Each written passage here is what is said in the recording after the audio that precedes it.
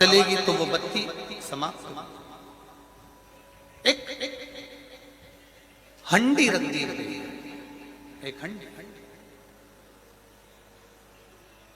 बस यही मानकर चलें कि जब हम भगवान की भक्ति में लग जाते हैं, भगवान के भजन में लग जाते हैं, भगवत कीर्तन में लग जाते हैं, भगवत स्मरण में लग जाते हैं, भगवत मंत्र जाप में हम जब लग जाते हैं, भगवत स्मरण में जब हम लग जाते हैं, तो हम जब डोलते हैं, हमारा विश्वास जब काम, लोभ, आसक्ति, वासना, तृष्णा, इनमें जब वो भटकता है, तो उस भटकने के समय पर, उस समय पर शिव महापुराण का कोई शब्द हमारे जीवन में आकर खड़ा हो जाता है। जैसे कई बार आपके सामने आपको जब थोड़ा सा भी ऐसा लगता है कि मैं बहुत भटक रही हूं, मेरा मन दुख रहा है, तब आप एक लाइन भजन की कभी कभी गुनगुनाते रहते हो कि भोलेनाथ दया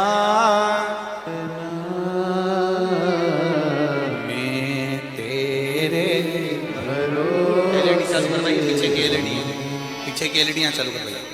भोलेनाथ दया करना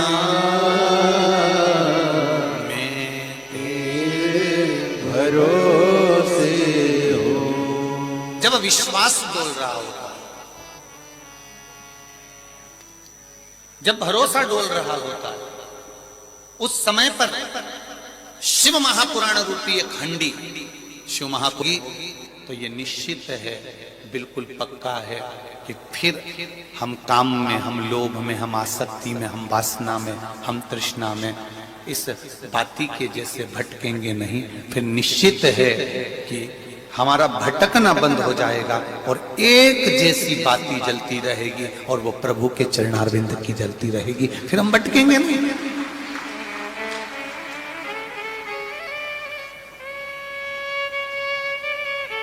आप कितनी देर भजन करते हैं? आप कितनी देर भगवान की पूजन करते हैं? आप कितनी देर भगवान के मंदिर में बैठते हैं? आप कितनी देर भगवान के सामने जाकर बैठते हैं? आप कितनी देर भगवान के मंदिर में झाड़ू लगाते हैं? आप कितनी देर भगवान के मंदिर में पोछा लगाते हैं? आप कितनी देर सत्संग में जाकर बैठते हैं? आप कितनी देर भगवत चर्चा में जाकर बैठते हैं? आप कितनी देर भगवत कीर्तन में जाकर बैठते हैं? ये आप विचार करिएगा कि 3 घंटे कथा में जाकर बैठे, बैठने पर आपका मन, आपका चित्त, आपकी वृत्ति, आपका हृदय कितनी देर भगवान की भक्ति में लगा, मूल वो है। मूल ये नहीं कि हम 4 घंटे से कथा में जाकर बैठे थे, हम 6 घंटे से कथा में जाकर बैठे थे, हम 7 घंटे से कथा में जाकर बैठे थे। मूल वो नहीं है।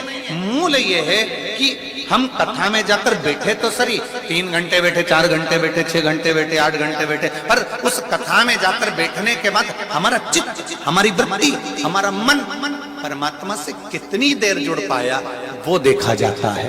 एक क्षण, एक पल, एक घड़ी आप परमात्मा से लगन लगा पाए कि ना लगा पाए। तैयार घर से होकर चले जाओ फोटो खिंचवाने के लिए। तैयार तुम चाहे फोटो वाले की दुकान पर बोलो, बोलो दीजिए जी, घर से होके गई हो, तैयार, सब लगाया पाउडर माउडर, सब की फोटो खिंचवाने जा रहे था। तो कैमरे वाले के यहाँ जैसी पहुंचे, दुकान वाले के यहाँ जैसी पहुंचे, फोटो वाले के यहाँ जैसी पहुंचे, तो उसके यहाँ भी कांच लगा था, उसके यहाँ भी पाउडर माउडर सब रखा था। वहां भी तुमने तो पाउडर का डब्बा में से थोड़ा सा पाउडर निकाल के वो भी पोत लिया। अच्छे पोते तुम, थोड़ा बाल माल भी देखा, सब कुछ श्रृंगार विंगार सब देखा। अब तुम घर से तैयार होकर गए, कैमरे वाले की दुकान पर तैयार हुए, उसके बाद भी कैमरे वाला तुमसे कह रहा है, ए अम्मा स्माइल प्लीज। जब तुम घर से तैयार होकर गए हो, कैमरे वाले की दुकान पे भी तुम तैयार हो, किस किसने फोटो खिंचवाया? जरा हाथ उठाओ तो जरा, तुम खिंचवाया सबने?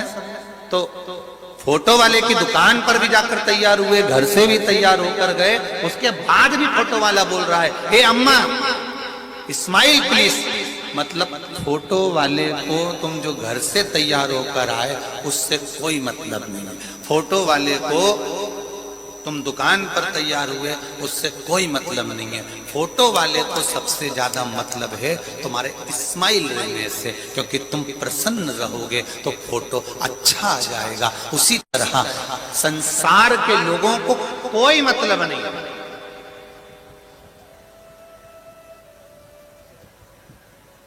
संसार के लोगों को कोई मतलब नहीं तुमसे, परिवार के लोगों को कोई मतलब नहीं तुमसे। केवल मतलब है तो केवल इतना है कि तुम्हारे चेहरे पर हंसी क्यों है, किस लिए मुस्कुरा रहे हो, क्यों इतनी हंसी आ रही है, क्या हो गया ऐसा, क्या हो गया ऐसा। मेरे मुस्कुराने का कारण केवल इतना है कि मैंने कथा सुनी। उस कथा में मैं 4 घंटे 3 घंटे 2 घंटे जाकर बैठी, पर वो 3 घंटा 2 घंटा 4 घंटे में मेरा चित्त 4 घंटे नहीं लगा, एक क्षण के लिए लगा। जैसे घर से तैयार होकर गए, दुकान पर जाकर तैयार हुए, उसके बाद भी फोटो खींचा, सारी व्यवस्था जमाई, पर फोटो खींचने में देरी कितनी लगी, बस वो खटका जो था कैमरे का वो दबा और फोटो खिंच गया, बस उतनी देरी लगी है, इससे ज्यादा देरी नहीं, केवल खटका दबा और फोटो खींचा। अर्थात बस यही मनुष्य की देह है।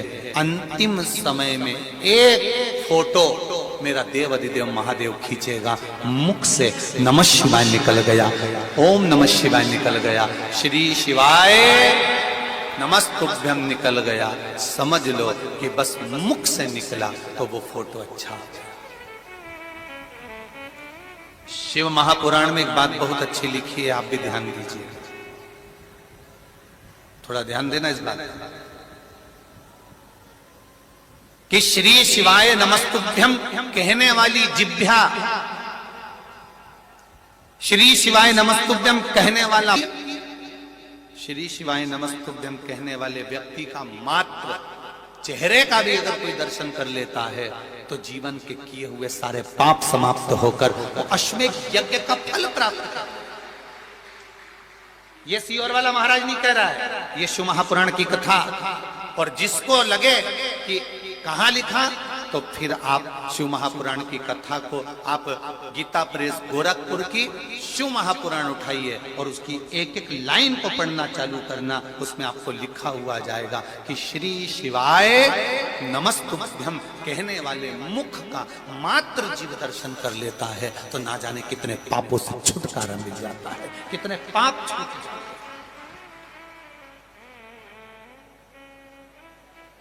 कितने पाप पत्र आए देखिए, ज्यादा तो नहीं पढ़े हैं, जितने पढ़े हैं वो देखो।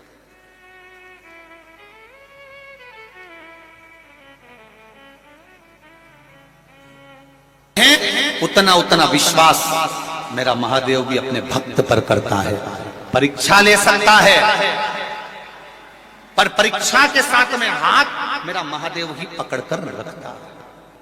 अकाल मृत्यु वो मरे जो काम करे चंडाल का, काल उसका क्या बिगाड़े जो भक्त हो महाकाल। उसने पकड़ा, और जब वो हाथ पकड़ता है तो दुनिया सहजता में स्मरण करती है। पकड़ा उसने, अब विश्वास को मत डिगने दो, बस विश्वास पक्का रखिए।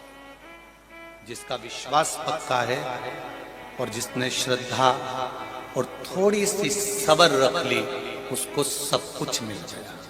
ये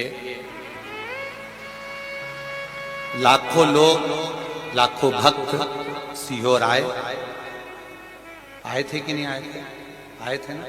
लाखों भक्त आए जिन्होंने सब्र रखी, जो केवल शंकर की कथा के लिए आया और ये विश्वास मानकर आया कि मेरा बाबा मुझे खाली नहीं पहुंचाएगा। सब्र जिसने रखी,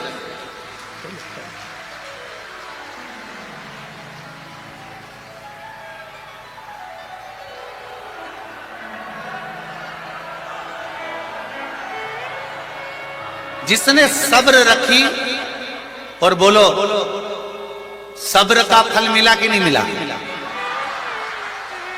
प्राप्त हुआ कि नहीं?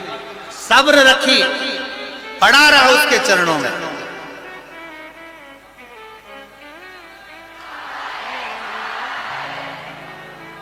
और वो सब्र का फल उसने दिया, वो देने वाला है। आप विश्वास लेकर पड़े रहे, उसके दरवाजे पर आ गए, पड़े पड़े।